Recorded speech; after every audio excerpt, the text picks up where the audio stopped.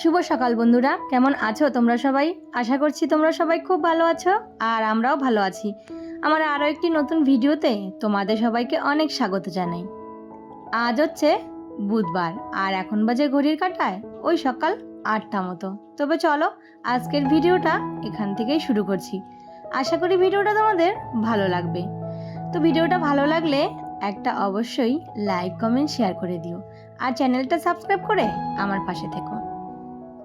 আজ তো সবার ছুটি, তার জন্য কিন্তু একটু দেরি করে ঘুম থেকে ওঠা হয়েছে। তো ঘুম থেকে উঠে ওইদিকে আমি কাজে লেগে পড়েছি।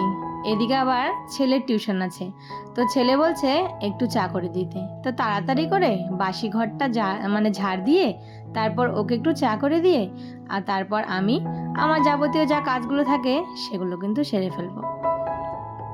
তো কালকে রাতে মেলার থেকে আস্তে আস্তে সেই 10টা বেজে গেছে। তারপর খাওয়া দাওয়া করে শুতে শুতে 11টার ওপরে। তো এদিকে আজকে ছুটি ছিল, হাজবেন্ড বলল আজকে ছুটি আছে সবার, মানে ছেলেদেরও ছুটি আছে হাজবেন্ডেরও ছুটি। তার জন্য কিন্তু এই যে সকালটা একটু লেট করেই ওঠা হয়েছে। তো এইদিকে ঘরটারগুলো ঝাড় দিয়ে ছেলেকে একটু চা বানিয়ে দিয়েছি। আর এই যে দেখো পুরো এক বালতি কাপড় জমে গেছে। একদিনে এত কাপড় হয়ে গেছে দেখো। রোজকার কাপড় আমি কিন্তু রোজই কেচে দেই, তবুও এত কাপড় যে কি করে হয়। এই যে ছেলেদের স্কুলের ড্রেসগুলো ছিল, তো সেগুলো ভাবলাম আজকে যখন ছুটি আছে ড্রেসগুলো ধুয়ে দিই। আর 1-2 দিন পর পরই কিন্তু ড্রেসগুলো ধুয়ে দিতে হয়, না হলে কিন্তু ঘামের গন্ধ হয়ে যায়। আর এখন তো সাদা শার্টগুলো খুবই নোংরা হয়। আর এইদিকে না কালকে যে ড্রেসগুলো পরে মেলায় গিয়েছিলাম সেগুলো কিন্তু সব ধুয়ে দিয়েছি। কেন বলো তো, এই গরমের মধ্যে ওগুলো পরেছি, তারপর মেলায় ঘুরেছি, ওই শরীরে ঘামের একটা কিন্তু গন্ধ থাকে। আর আমি আবার যেই কুর্তিগুলো পরে এদিক ওদিক যাই সেগুলো কিন্তু এসে আবার সাথে সাথে কেচে তারপর সেগুলো রেখে দিই।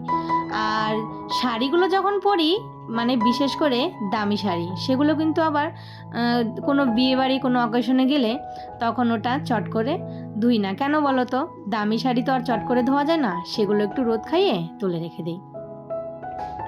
আজকে তো পুজো দেওয়া নেই, আজকে একাদশী, তার জন্য শাশুড়ি মাই পুজো দিয়ে দিয়েছে।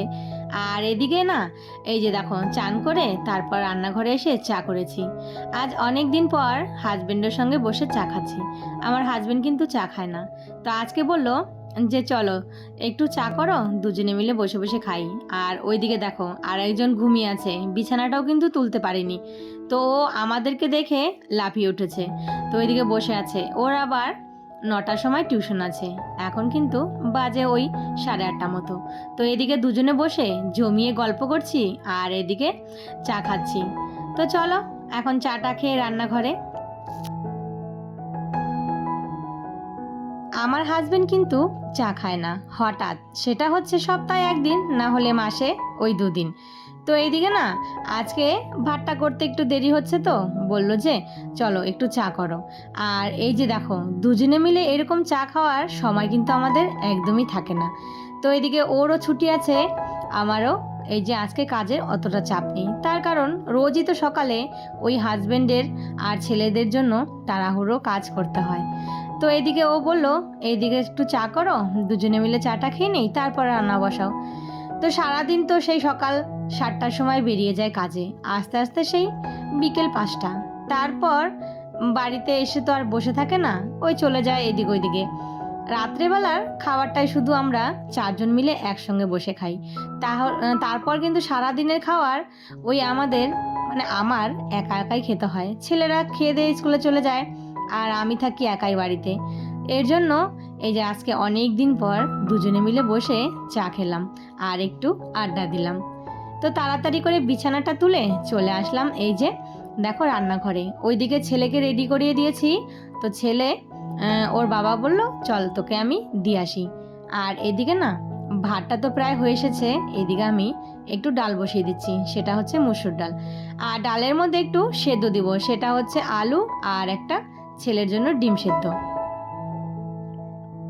ওইদিকে ডালটা বসিয়ে দিয়ে চলে আসলাম বাইরে।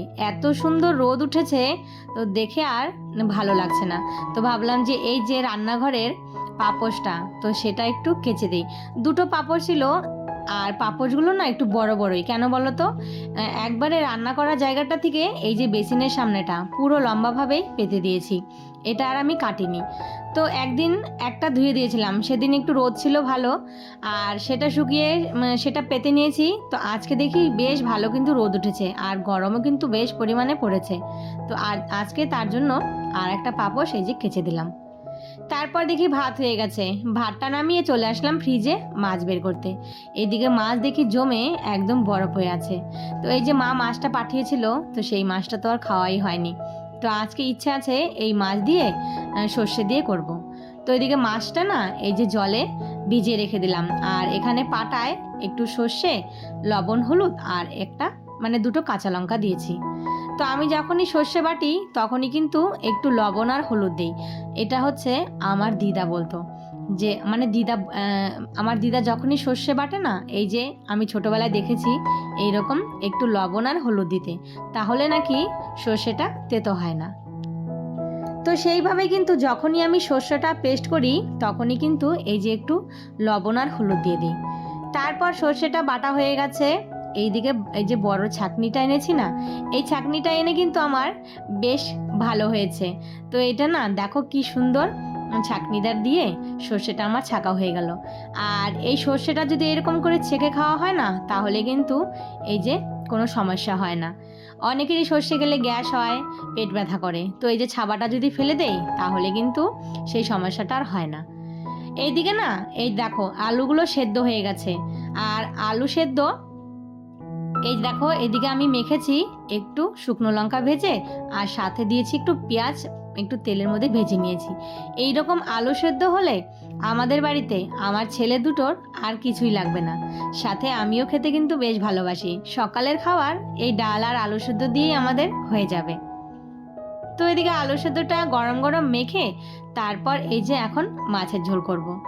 এর মধ্যে আবার হাজবেন্ড নিয়ে আসলো মাছ, এটা হচ্ছে লোটে মাছ। আমাদের এখানে সচরাচর এইরকম লোটে এই যে জ্যান্ত লোটে বলে না, এগুলো পাওয়া যায় না। হ্যাঁ, শুটকি মাছটা চলে, কিন্তু এই মাছটা খুবই কম পাওয়া যায়। তো হাজবেন্ড যখনই বাড়ি থাকে, ঘরে মাছ থাকলেও তার এই যে মাছ নিয়ে চলে এসেছে আবার। তো এই মাছটা এখন ভালো করে ধুয়ে রেখে দিলাম, এটা কালকে রান্না করব। আর এর মধ্যে দেখো ভেন্ডি দিয়ে সর্ষে দিয়ে তেলাপিয়া মাছের তরকারিটা আমার কিন্তু হয়ে গেছে। নামানোর আগে একটু কাঁচা সর্ষের তেল আর হচ্ছে ধনেপাতা ছিটিয়ে দিয়েছি। তার মাঝে অনেকটা সময় কেটে গেছে। এইদিকে দেখো সমস্ত জামা কাপড়গুলো ধুয়ে দিয়েছিলাম। তো এদিকে 12টা না বাজতে বাজতে সমস্ত জামা কাপড়গুলো কিন্তু শুকিয়ে গেছে। এগুলো সব এনে এখন ভাঁজ করে রেখে দিচ্ছি। তো দেরি করে ঘুম থেকে উঠেও ঠিক টাইমের মধ্যে সংসারের সমস্ত কাজগুলো এইভাবে গুছিয়ে পরিপাটি করে নিলাম।